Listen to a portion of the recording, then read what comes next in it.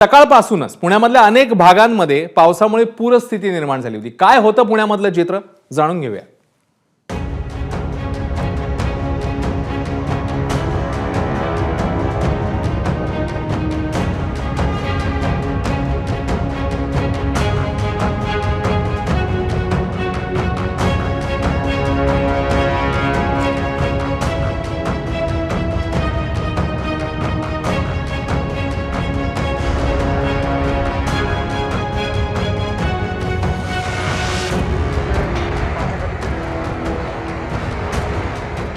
डेक्कन परिसरात सकाळी 7:30 वाजता हे चित्र पाहायला मिळाले।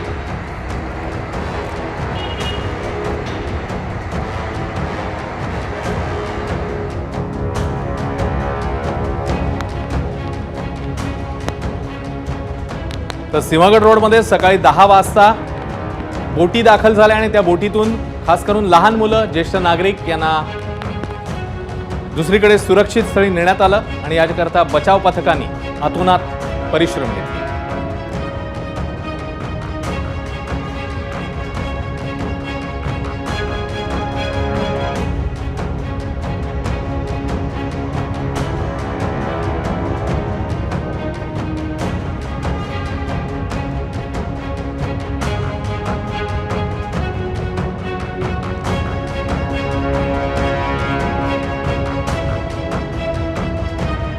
तर निंबस सोसायटी परिसरातली ही सकाळी 9 वाजताची दृश्य आहेत।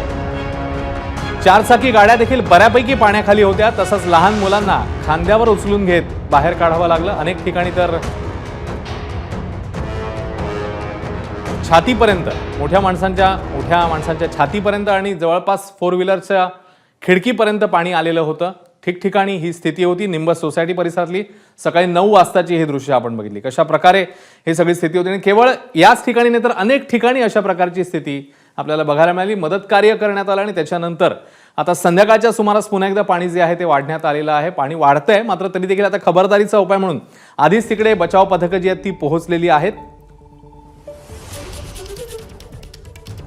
आणि खडकवासला परिसरातली ड्रोन दृश्य आहेत। खडकवासल्यातनं आता विसर्ग वाढवण्यात आलाय। पाण्याचा प्रवाह किती वेगवान आहे आपण कल्पना करू शकतो आणि त्याच्यामुळे आता खबरदारी घेण्यात येते। आधीच तिकडे बचाव पथकं पोहोचलेली आहेत। संध्याकाळची वेळ आता रात्र होत जाईल आणि त्यामुळे कुठल्याही प्रकारची अडचणीची स्थिती उद्भवू नये, कारण जर पाऊस वाढला आणि त्याच विसर्ग वाढला तर कुठेतरी समस्या निर्माण होऊ शकते। आणि या पार्श्वभूमीवर खबरदारी घेण्याच्या दृष्टीने आधीच तिकडे बचाव पथकं पोहोचलेली आहेत आणि त्यांचं बारीक लक्ष या सगळ्या परिस्थितीकडे।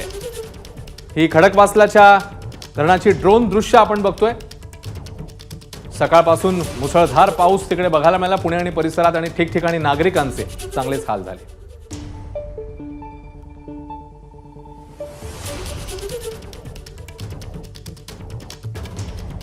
तर या मुसळधार पावसाने हाहाकार झाला आणि त्याचं कारण ठरलं, ज्याच्यावर आता मोठी चर्चा रंगते ती म्हणजे खडकवासला धरणातनं हा विसर्ग वाढवण्यात आला आणि पुन्हा एकदा संध्याकाळच्या सुमारास जो आहे ते पाणी वाढतंय आणि त्या पार्श्वभूमीवर आता खबरदारी घेण्यात येते।